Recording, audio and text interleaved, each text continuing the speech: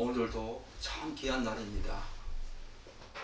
모든 주일이 다 귀한 날이지만 이제 10월에 거의 마지막을 향해서 들에게는 추수가 한창이고 또 과일들을 바라보면서 우리가 농부가 여름에 피땀 흘려서 노력한 그 대가가 열매로 거두어들이고 있는 장면을 바라보면서 우리의 영적인 그런 열매들도 이 가을의 풍성이 거두어지기를 간절히 소망합니다.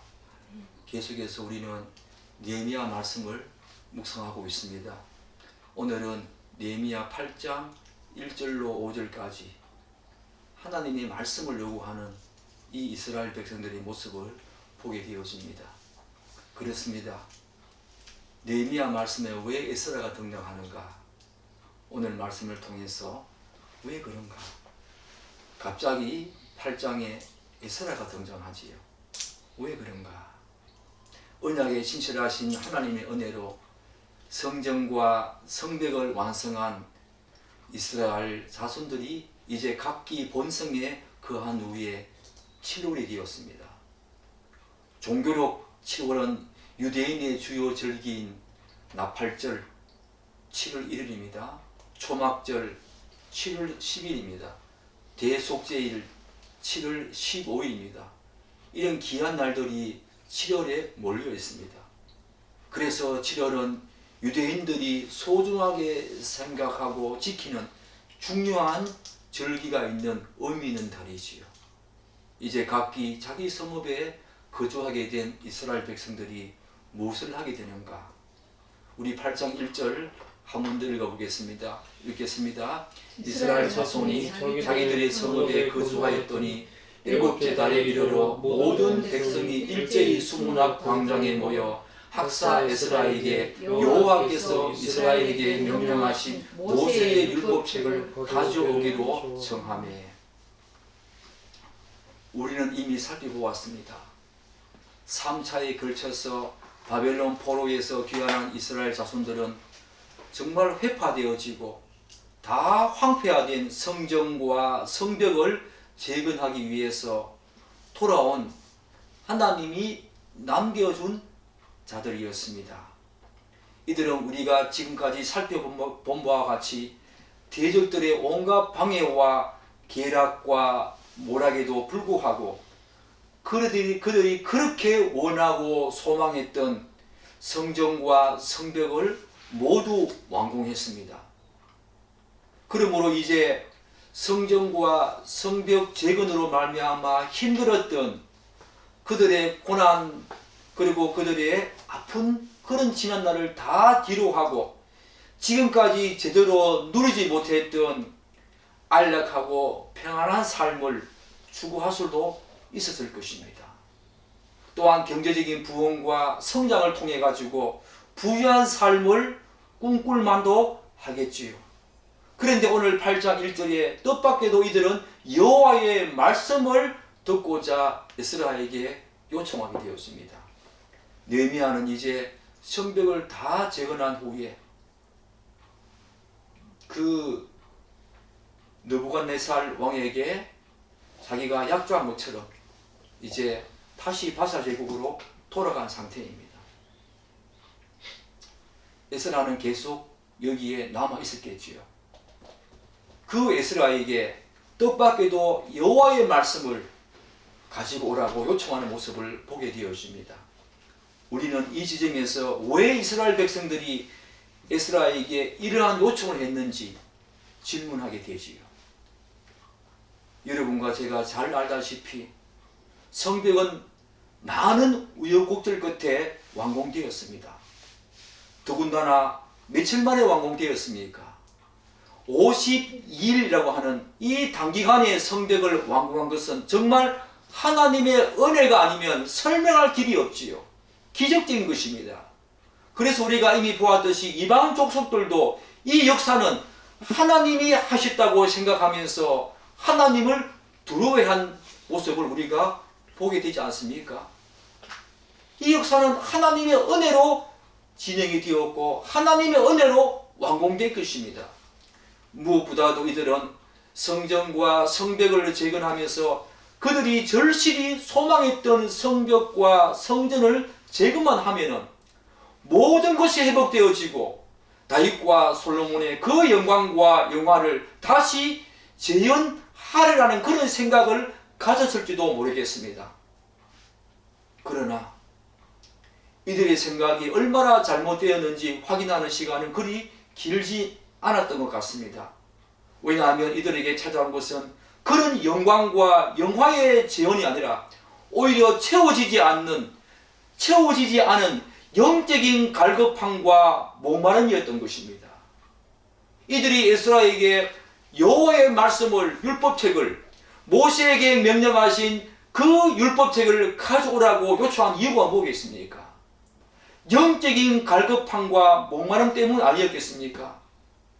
즉 이제 모든 것이 다 끝난 줄 알았는데 이들에게는 아직까지 채워지지 않는 중요한 문제가 남아 있었던 것입니다.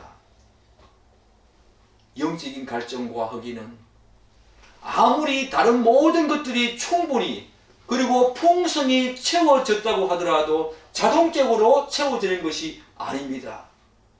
그것은 하나님만이 채울 수 있는 그런 영적인 영역 아닙니까? 산상수훈에서도 심령이 가난한 자는 복이 있다 그렇게 말하고 있지 않습니까? 지금 이들의 상태가 그런 것입니다. 성전이 회복되어지고 성벽이 아름답게 튼튼히 굳건히 하나님의 은혜로 세워졌지만 이들의 영적인 상태는 심령이 가난한 상태였던 것입니다. 영적인 갈급함과 목마름, 허기와 갈증이 이들에게 몰려왔던 것입니다. 그래서 이들은 7월이 되자 이 7월은 민간역으로는 정월입니다. 정월 1월달이지요. 이 7월이 되자 성벽을 건축하는 동안에 하나님께서 베풀어 주신 그 무한한 은혜와 자비에 감사하는 마음으로 경건하게 이 7월에 몰려있는 여러가지 많은 절기들을 경건하게 지키고자 했던 것 같습니다. 이러한 맥락에서 이스라엘 백성들은 일제히 오늘 말씀을 보면 수문학, 여러 물이 많이 있는데 워럴게이트, 물이 흐르는 그런 수문학 광장은 굉장히 넓었다고 합니다. 그 수문학 광장에 모여서 학사 이스라엘에게 여호와께서 이스라엘에게 명하신 모세의 율법, 모세에게 전해진 그 율법을 가지고 오기를 요청했던 것입니다. 이러한 사실은 이미 이들의 심령 속에서 영적인 부흥이 시작되었음을 의미하지요. 예배의 회복을 이들은 갈망했습니다. 절기의 회복을 이들은 갈망했던 것입니다. 이미 이들의 심령 속에는 영적인 부흥이 시작된 거나 다름없지요.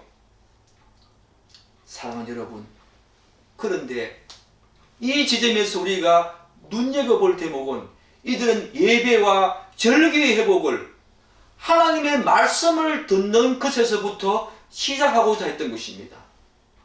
우리는 이 사실을 이렇게 어떻게 이해할까? 다시 말씀드려서 우리는 이들이 하나님의 말씀을 사모하고 이를 듣고자 하는 그 간절한 동기, 그것을 가지게 된 것에 대해서 어떻게 바라보아야 하고 어떻게 이해해야 할까? 우리는 이러한 내용을 너무 당연하게 생각하거나 혹은 자세히 묵상해 보지 않고 그냥 지나치고 넘어가려고 하는 경향이 있습니다. 그렇겠지 뭐. 당연하지 않는가? 결코 그래서는 안 되는 것입니다. 이들에게 그런 소중한 마음과 동기를 부여하신 분이 있다는 것을 알아야 합니다. 이들 스스로 그런 것이 아니라는 것입니다. 누구겠습니까? 성전과 성벽을 하나님의 은혜로 완공하게 하신 분, 바로 다름 아닌 하나님이시며 특히 말씀에 대한 사모함과 듣고자 하는 그런 마음을 주신 것은 하나님의 전적인 은혜가 아니면 불가능하지요. 여러분이 오늘부터 말씀을 한번 들어보자, 말씀을 한번 읽어보자 라고 하는 마음을 여러분이 의지적으로 가진다고 해서 저절로 되는 것이 아니라는 것입니다. 여러분, 그래, 여러분 시대에 보지 않았습니까? 그것이 가능합니까? 그렇지 않습니다. 하나님의 은혜가 아니면, 그분이 주신 그런 마음의 동기가 아니면 불가능한 것입니다. 이들도 그런 것입니다. 절기를, 이 7일이 되자 중요한 절기가 있는 이 절기를 경건하게 한번 지키고자 했던 이들에게 그런 마음을 주신 분은 누구겠습니까? 특별히 하나님의 말씀으로, 하나님의 말씀을 듣고 그렇게 시작하고자 했던 그런 마음을 주신 분이 누구겠습니까? 하나님의 그 은혜 아니겠습니까? 하나님의 은혜로 하나님이 주신 마음이 아니겠습니까? 사실 하나님의 백성이 아니면 이러한 소중한 마음이 발생할 수도 없지요. 교회를 다닌다고 해서 하나님의 백성이 아니지요. 하나님의 말씀을 사모하고 그분을 더 알고자 하는 것이 영생이라고 우리가 지난주에 말씀드리지 않았습니까? 이러한 마음은 하나님이 불러 일으켜 주셔야만 가능한 것입니다. 하나님의 백성이 아니면 이런 소중한 마음이 발생할 수도 없습니다. 이런 마음은 하나님의 백성이라고 하는 그런 표지이자 증거이지요. 여러분이 교회에 다니면서 이런 마음을 하나님이 주시고 있는지 한번 살펴보아야 합니다. 내가 의지적으로 말씀을 듣고자 했지만 불가능합니다. 하나님의 백성은 하나님이 그런 마음을 주셔서 가능케 한다는 것입니다. 그 말씀을 사모하고 듣고자 하며 그 말씀 속에서 날마다 주야로 그 말씀을 묵상하는 자가 복 있는 자라고 말씀하신 것처럼 하나님의 백성은 하나님이 그렇게 하신다는 것입니다. 영원전에 그분의 언약하신 그 예정과 택정하신 그 계획대로 우리를 이 땅에 내신 그분이 그런 식으로 말씀을 읽게 하셔서 말씀 속에서 그분을 따르게 하고 그분의 성품을 배우게 하고 그분의 모습을 닮아가면서 우리를 그분의 거룩한 백성으로 삼아 주시는 것입니다. 하나님의 은혜입니다. 이것은 하나님의 백성이라고 하는 표지이자 증거이지요. 말씀은 그런 것입니다. 그런 말씀을 읽도록 그렇게 시작하고자 주신 분은 하나님이시고 이런 마음은 하나님의 백성이라고 하는 증거이자 표지이지요. 그런데 우리가 오늘 본문에서 좀 더 눈여겨보고 주목해야 될 사실은 두 가지입니다. 하나는 우리는 우선적으로 이들이 요청한 말씀이 다름 아닌 무엇이었습니까? 여호와께서 이스라엘에게 명령하신 모세의 율법이라고 하는 이 지점에 주목해야 합니다. 뭘 주목해라? 당연히 여러분들은 당연히 이스라엘에게 명령하신 모세의 율법 당연하지 않는가? 라고 생각할 수 있겠지요. 그렇지 않습니다. 제가 뒤에 말씀드리겠지만 이것은 너무나 중요한 것입니다. 그리고 두 번째로 우리가 주목해야 될 내용은 이스라엘 백성들이 모세의 율법책을 가지고 오기를 요청한 당사자가 바로 학사 에스라였다는 것에 또 한 번 주목해야 합니다. 이것도 당연하지 않는가? 라고 생각할 수 있겠지요. 그렇지 않습니다. 우리가 전자의 사실에 주목해야 되는 이유는 다음과 같은 이유 때문입니다. 우선적으로 이들이 요청한 말씀이 다름 아닌 여호와께서 이스라엘에게 명령하신 모세의 율법, 이것에 주목해야 하는 이유는 다음과 같은 이유 때문입니다. 사랑하는 여러분, 이 당시는 벌써 당시로부터 1000년이 훨씬 지난 율법책을 그들이 요청했던 것입니다. 모세가 시내산에서 하나님의 명령하신 말씀을 받은 그 이후로 1000년이 훨씬 지난 이 시점에서 그들이 그 말씀을 요청했던 것입니다. 이러한 사실에서 우리는 무엇을 깨닫게 됩니까? 무엇을 깨닫게 됩니까? 시대가 아무리 변하고 달라졌다고 하더라도 우리에게 필요한 말씀은 영원히 변하지 않는 하나님의 말씀인 것입니다. 그 시대에 필요한 말씀이 따로 있고 이 시대에 필요한 말씀이 따로 있는 것이 아니라는 것입니다. 영원히 변치 않는 하나님의 말씀은 시공간을 초월해서 존재하는 진리이기 때문에 우리는 다른 것을 구할 필요가 없고 구해서도 안 된다는 것입니다. 그런데 이단들은 다른 말씀을 구하고 다른 계시를 구하고 있지 않습니까? 이들이 1000년이 훨씬 지난 시점에서 여전히 하나님께서 이스라엘에게 명령하신 율법책을 요청하고 있다는 것, 여러분들은 그냥 당연히 지나치면 안 된다는 것입니다. 사도행전 2장 42절에 보면 교회가 어떻게 시작되었는지를 우리가 보게 되지요. 그들이 사도의 가르침을 받아 쭉 이어지면서 초대교회의 모습이 5가지 특징으로 쭉 나오는데, 첫 번째가 뭐냐면 그들이 사도의 가르침을 받아 라고 말하고 있습니다. 이 말이 무엇을 말하고 있습니까?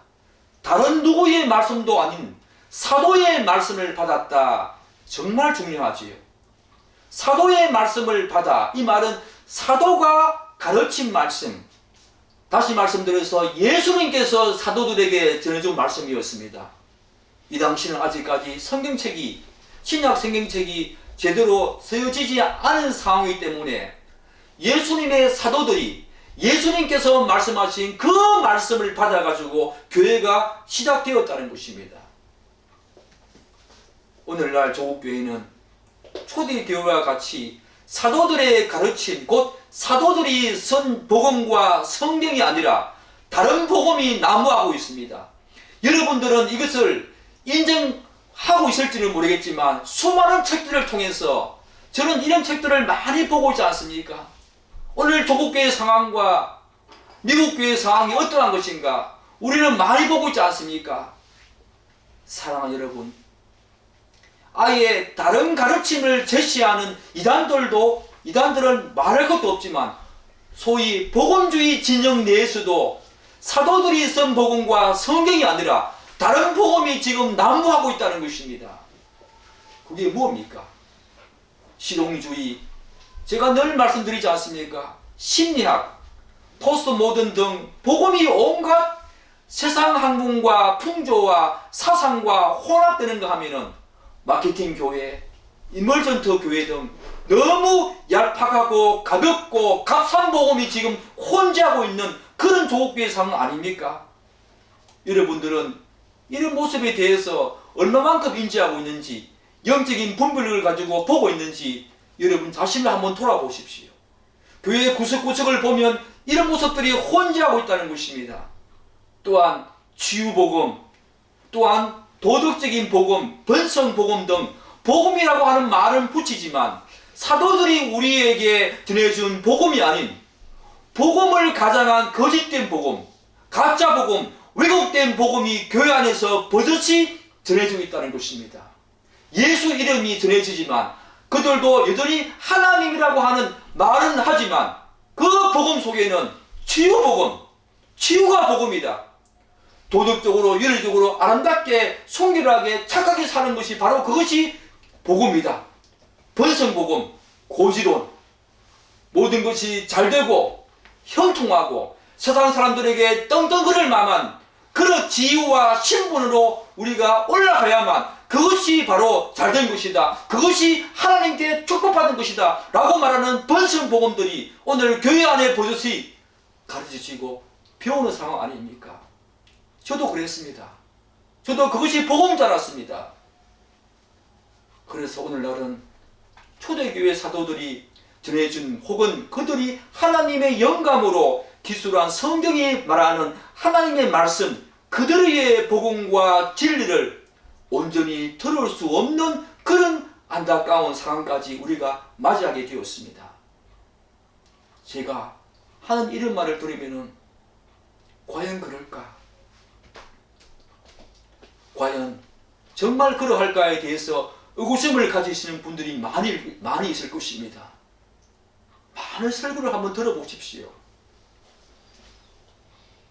많은 설교 중에 이런 치유복음과 번성복음들, 이런 복음들을 전하는 교회가 지금 우주성처럼 이곳저곳에서 생기고 있고, 그런 교회에 많은 사람들이 몰려든다는 것입니다. 말씀으로 하나님을 가르치고 진리를 깨우치는 교회는 상대적으로 소홀히 여겨지고 있고, 치유와 번성과 고지론, 도덕적인 복음, 실용주의와 심리학 등이 많이 가르치고 있는 그런 교회에는 많은 사람들이 몰려오고 있는 그런 상황 아닙니까? 그것이 여러분 정상적입니까? 그렇지 않습니다. 초대교회는 그렇지 않았습니다. 너무 안타까운 것은 한 걸음 더 나아가서 소위 복음주의 진영에서도 복음의 단순성만 강조될 뿐 복음의 심오성은 온데간데 없는 그런 상황이 되었습니다. 본래 복음이 가지고 있는 풍성함과 부유함이 사라지는 거지요. 그 복음의 단순성은 많이 이야기를 하지만, 예수 믿으면 구원받는다, 예수 믿으면 복받는다 라고 하는 복음의 단순성, 그래서 많은 사람들이 교회에 들어오게 되는 그런 상황을 우리는 맞이하게 되었지만, 복음의 심오성, 그 복음이 가지고 있는 그 비밀과 경륜과 하나님의 그 심오한 진리는 상대적으로 많이 소홀히 되고 있고, 이런 것들을 가르치면 지루하다, 따분하다 라고 하면서 교회에 대한 부정적인 시각을 가지는 것이 오늘 우리의 모습 아닙니까? 이러한 측면에서 이스라엘 백성들이 그 옛날 여호와께서 자기 조상들에게 명령하신 모세의 그 율법, 그 책을 요청한 것은 오늘 우리들에게도 귀한 교훈을 준다는 것입니다. 그리고 또 한 가지, 우리가 후자에, 즉 에스라에게 하나님의 말씀을 듣고자 요청했던 것, 그 후자에 주목해야 하는 이유는 이스라엘 백성들이 당시 학사 에스라에게 하나님의 말씀을 가지고 오라고 요청했던 것처럼, 교회와 성도는 복음의 풍성함과 부요함, 하나님의 진리의 말씀이 담고 있는 비밀과 심오함 등 하나님의 말씀을 제대로 연구하여 깨달아 아는 사람들에게 그 말씀을 들어야 한다는 것입니다. 사랑하는 여러분, 그러나 오늘 조국교회의 상황은 여러 가지 매체를 통해서 무분별하게 방영되는 수많은 설교와 메시지들로 말미암아 하나님의 말씀을 들을 수 있는 것은 예전보다 훨씬 더 수월해졌고 쉬워졌습니다. 그렇지만 상대적으로 그들의 말씀은 대중적인 설교가 대세를 이루고 있는 그런 모습이기 때문에, 그런 현재적인 상황은 복음의 심오성이 많이 소홀히 다루어지고 있다는 인상을 저는 지울 수가 없습니다. 복음과 관련된 불균형이 일어나고 있다는 것이죠. 복음은 항상 단순성과 심오성이 균형을 가지고 있어야 합니다. 복음은 누구나 듣고 이해할 수 있어야 합니다. 그럼에도 불구하고 그 복음은 하나님이 영원 전부터 가지고 있는 그 비밀의 경륜, 그 부유함과 풍성함도 놓치지 말아야 한다는 것입니다. 교리를 가르치고 그 복음 안에 가지고 있는 그 진리 자체를 풍성히 드러내는 것도 우리는 놓치지 말아야 한다는 것입니다. 복음의 단순성, 복음의 심오성은 우리가 반드시 가지고 가야 될 귀한 균형 잡힌 하나님의 말씀인 것입니다.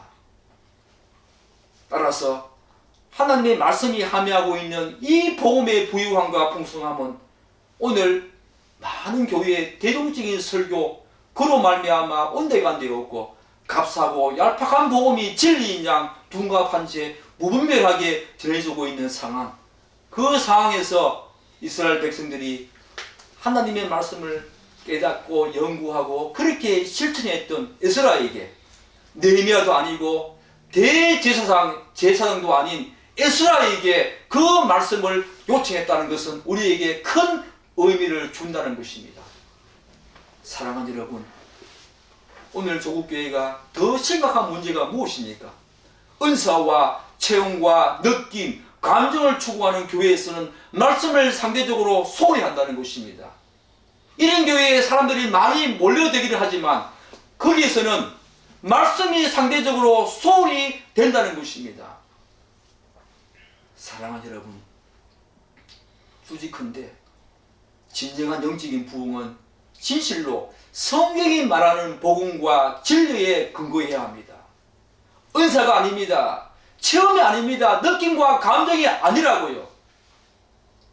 물론 그것도 중요하지만 그 모든 것들이 은사와 체험과 느낌과 감정이 지향해야 될 것이 무엇입니까? 하나님입니다. 하나님으로 집중되어야 하고 그로 말미암아 하나님을 더 풍성히 알고자 하는 말씀으로 다시 이끌어져야만 그 체험과 은사가 의미 있는 거지요. 그 은사와 체험으로 그냥 스톱이 되어진다면, 그리고 더 깊은 은사, 더 많은 은사 체험을 하고자 한다면 그것은 진리가 아닌 것입니다. 그 체험과 은사가 더 하나님께 집중하게 하고 하나님의 말씀을 읽고 사모하고 그분을 더 알고자 하는 마음으로 나아간다면 그 체험과 은사는 너무너무 소중하겠지만, 대부분의 주위에서 은사와 체험을 많이 강조하는 그런 교회와 그런 사람들을 보면은 오히려 말씀보다는 더 심오하고 더 이상야릇한 그런 어떤 엑스타시를 경험하고자 하는 그런 경향이 더 강하다는 것입니다. 계속해서 그런 은사와 체험만을 강조한다는 것입니다. 그것을 더 경험하고자 한다는 것입니다. 그것은 잘못된 것이지요. 그것은 잘못된 것입니다.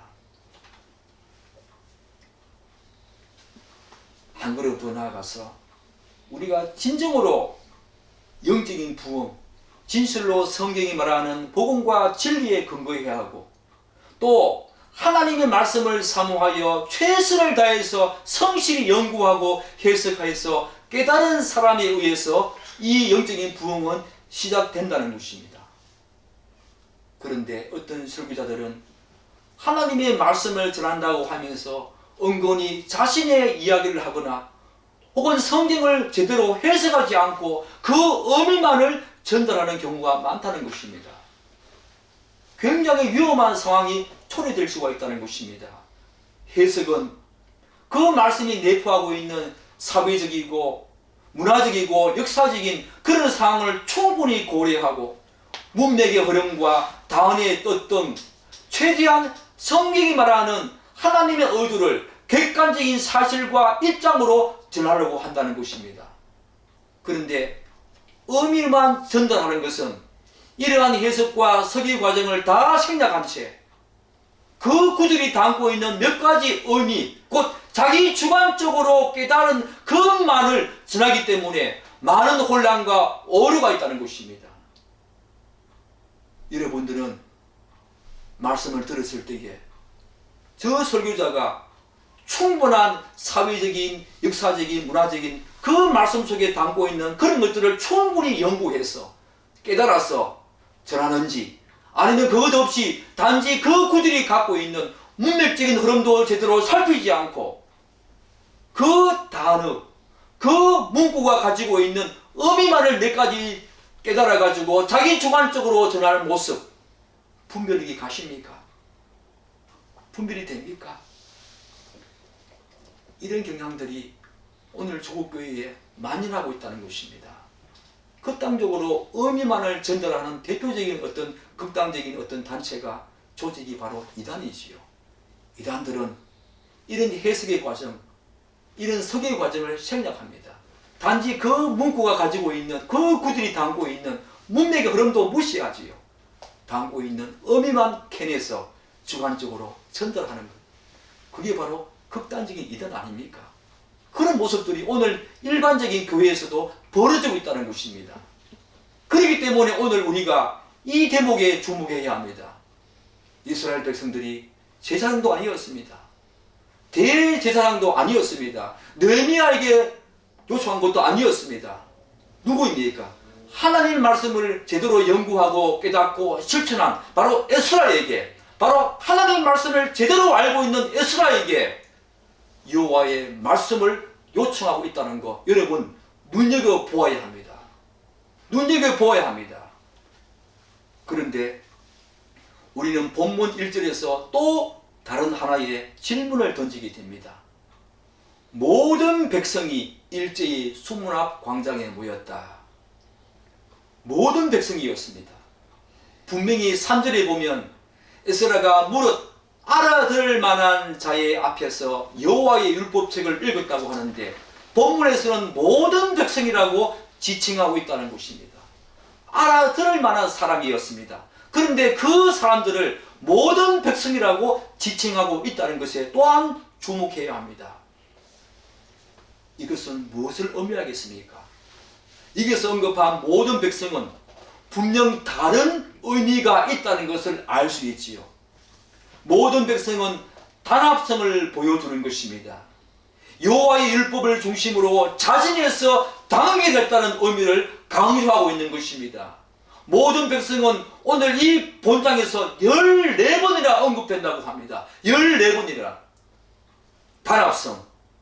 자신에서 스스로 단결해서 하나님의 말씀을 요구했다는 것입니다. 성전과 성벽을 완공한 이스라엘 자손들은 이제 한 마음 한 뜻을 가지고 자발적이고 능동적으로 하나님의 말씀을 적극적으로 사모하고 듣고자 했던 것입니다. 누구의 강요도 아니었다는 것입니다. 그 의미를 가장 잘 드러내주는 단어가 바로 모든 백성, 바로 단합성. 자발적이고 능동적이고 적극적인, 자신에서 하나님의 말씀을 듣고자 했던 이 모든 백성, 그 의미가 모든 백성 안에 담겨져 있다는 것입니다. 여러분은 지금 이스라엘 백성들 사이에서 영적인 부흥이 시작되고 있다는 것을 감지하고 계십니까? 진정한 영적인 부흥은 누구의 강요나 강압에 의해서가 아니라 성도들의 자발적이고 능동적인 신앙 태도와 하나님의 말씀을 사모하고 듣고자 하는 모습에서 시작된다는 것입니다. 사랑하는 여러분, 여러분 마음속에 누구의 강요와 누구의 요구가 아니라 여러분 스스로 자진해서 자발적으로 능동적으로 적극적으로 하나님의 말씀을 듣고자 하는 마음이 있습니까? 누구를 모셔놓고 그 말씀을 배우고자 하는 그런 마음이 있습니까? 이들은 스스로 에스라에게 요청했던 것입니다. 이제 하나님께서 이스라엘에게 명령하신 모세의 율법을 가지고 오라고 요청받은 에스라가 어떻게 하는가? 어떻게 합니까? 나팔절이었습니다. 7월 1일이었습니다. 이 나팔절은 여자는 물론 아이들까지도 참여하게 되어 있는 거국적인 축제였다고 합니다. 그 거룩한 집회를 위해서 나팔을 부는 날이었습니다.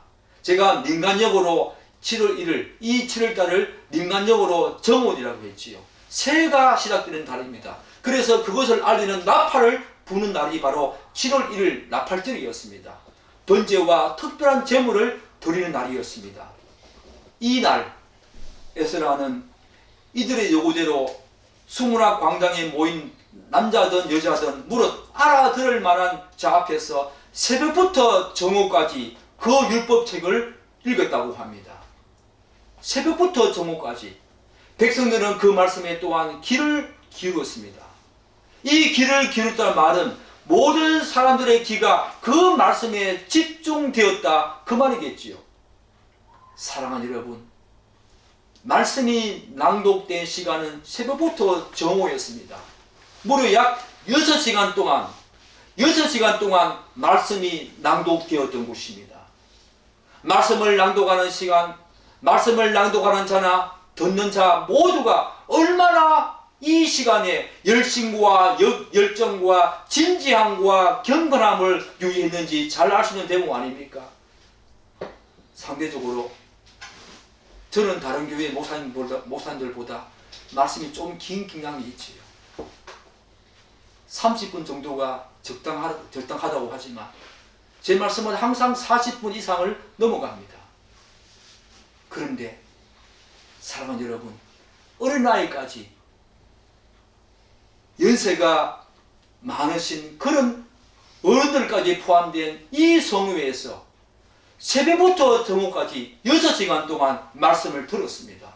요동치 아니하고 이들의 열심과 열정, 진지함과 경건함이 얼마나 여기에 묻어 있습니까? 여러분이 찬양도 하지 아니하고 말씀만 6시간 동안 듣는다고 한번 생각해 보십시오. 그냥 낭독이었습니다. 낭독. 가능하겠습니까? 그런 면에서 오늘날 우리가 말씀 듣는 시간이 너무 부족하다라는 생각을 저는 많이 하게 됩니다. 심지어 제가 방금 말씀드린 것처럼 이 집회에는 남녀노소, 곧 나이가 많은 사람, 어린 아이들까지 포함되어 있었는데 이러한 사항을 고려할 때 정말 대단한 열기가 아닐 수 없지요. 그들이 얼마나 말씀을 사모하고 말씀을 사랑했는지 알 수 있지요. 여러분들은 하나님의 귀한 말씀을 듣는 시간 얼마나 가지십니까? 설교를 듣는 시간뿐만 아니라 개인적으로 얼마나 많은 말씀 묵상 시간을 가지십니까? 돌아봐야 합니다. 6시간 동안 말씀을 들은 이들이었습니다. 오늘날 우리들의 교회 상황과 비교하면 너무나 거리가 먼 그런 이야기 아닙니까? 30분이 넘어가면 지루하다고 말하는 교회도 있다고 합니다. 30분이 마지노선이다. 더 이상 넘어가면 안 된다 하는 그런 교회도 있다고 합니다. 그런 면에서 우리 교회 여러분들이 참 귀하고 너무 저에게는 참 복된 가족들이 아닐 수 없지요. 때로는 50분이 넘어가기도 하지요. 그럼에도 불구하고 불평, 불만 가지지 아니하시고 말씀을 들어주는 여러분이 참 고맙습니다. 사랑하는 여러분, 말씀의 질은 반드시 말씀의 양을 담보해야 합니다. 물론 자기 이야기 늘어놓고 그렇게 하면서 시간을 질질 끄는 그런 것들은 아니지만 말씀의 질은 반드시 말씀의 양을 담보해야 한다고 저는 생각합니다. 양이 담보되지 않는 설교는 말씀의 질을 제대로 보장할 수 없다는 것입니다. 그 설교 속에 20분, 25분, 30분 내에 그 구절 속에서 하나님의 말씀의 그 심오함과 복됨과 영광스러움과 부유함을, 풍성함을 어떻게 드러낸다는 말입니까? 그것도 여러 가지 예화를 몇 가지 들면서 저는 예화 들지 않은 지가 오래되었습니다. 이 말씀에 대한 풍성함과 부유함을 드러내는데도 이렇게 시간이 많이 걸리는데 예화는 말씀 속에 예화가 다 있지요. 성경 속에 예화가 다 있지 않습니까? 왜 다른 예화를 가지고 필요에 따라서 또한 그럴 수 있지만 왜 다른 예화를 가지고 해야 합니까? 성경 속에 수많은 예화들이 있는데 오늘 말씀을 보면 에스라는 높은 강단에 서서 말씀을 낭독할 때 제사장으로 수동되는 사람들 오른쪽에 6명, 왼쪽에 7명이 서서 자신을 수동하게 함으로써 백성들의 주의를 집중시킵니다. 수만 명이 모이지 않았겠습니까? 군데군데 오른쪽에 왼쪽에 제사장들을 배치해서 주의를 집중시켰던 것입니다. 마이크도 없습니다.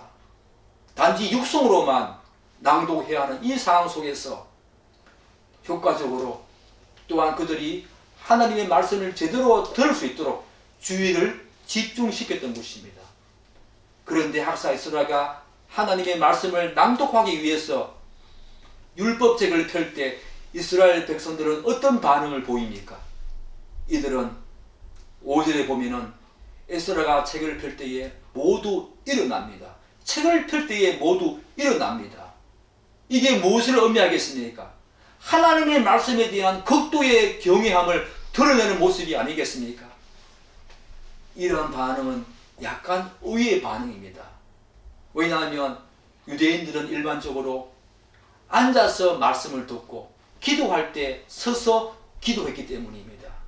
그래서 우리가 예수님께서 바리새인들과 서기관들의 기도하는 모습을 비판하시면서 많은 이야기를 하지 않았습니까? 바리새인들과 서기관들은 기도할 때 어떻게 기도했습니까? 서서 기도했지요.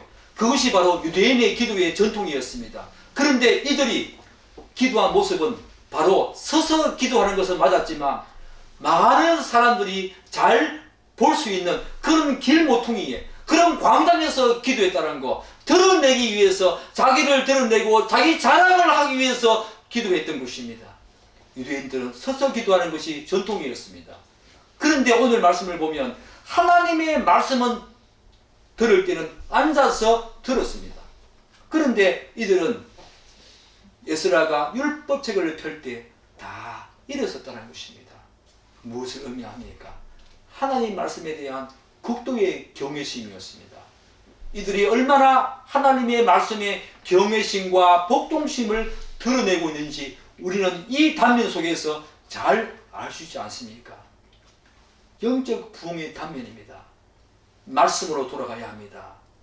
말씀에 대한 경외심과 두려움이 영적인 부흥의 단면인 것입니다. 영적인 부흥의 시작인 것입니다. 영적인 부흥을 알리는 청신호인 것입니다. 영적인 부흥은 많은 사람이 모여가지고 은사를 체험하고 여러가지 감정과 느낌을 공유한다고 해서 되는 것이 아니라는 것입니다. 바로 말씀을 사모할 때에 그런 일들이 일어나지만 은사와 체험이 영적인 부흥의 시작이 아니라는 것입니다. 진정한 영적인 부흥은 어디에서 시작됩니까? 말씀을 사모하고 말씀을 듣고자 할 때에, 특별히 어떤 말씀입니까? 온갖 혼재된 가짜 복음, 왜곡된 복음, 그런 복음이 아니라 또한 심리학과 포스트 모던, 실용주의, 마케팅 교회, 또한 이멀스턴 교회, 그런 모습이 아니라 사도들이 전해준 복음, 성경에 기반한 진리의 말씀이어야 합니다. 그리고 누가 말씀을 들어야 합니까? 누구로부터 말씀을 들어야 합니까? 말씀을 제대로 깨달은 에스라처럼 하나님의 말씀을 생명을 다해서 연구하고 깨닫고 실천하는 그런 목회자로부터 말씀을 들어야 한다는 것입니다. 은사를 경험했다고 해서, 자기에게 은사가 있다고 해서 목회자가 되는 경우가 얼마나 많습니까? 말씀이 부족합니다. 말씀이 소홀히 다루어질 가능성이 많다는 것입니다.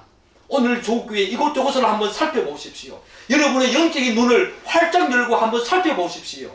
영적인 분별력을 가져야 하는 시대가 바로 이 시대인 것입니다. 우리 교회는 어떠한가? 저도 돌아보고 여러분도 돌아봐야 합니다. 사랑하는 여러분, 영적인 부흥은 말씀을 사모할 때, 진리로 돌아갈 때, 그때 바로 영적인 부흥이 시작되는 것입니다. 이스라엘 백성들처럼 여러분에게도 이런 복됨이, 우리 교회와 조국교회에도 이런 복됨이 있기를 간절히 축복하고 소망합니다. 기도하겠습니다.